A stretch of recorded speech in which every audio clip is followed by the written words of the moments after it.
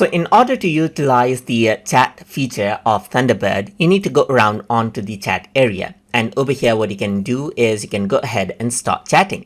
Let's say, for example, I'm going to join a chat right here, and I'm going to give a channel name. Let's say, for example, Chit Chat Tutor Tube right here, just like this.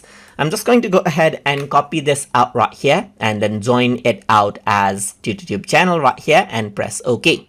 So once you do that, you can see that this is what you have right here. You can go ahead and say hello right here and then talk with the people in that particular channel.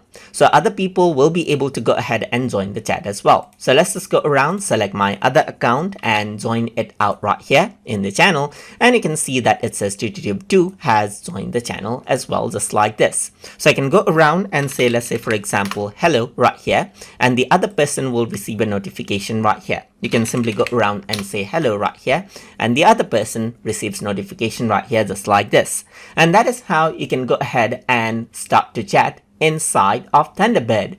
So hope you guys learned something as always. And as always, please like, comment, share, and subscribe.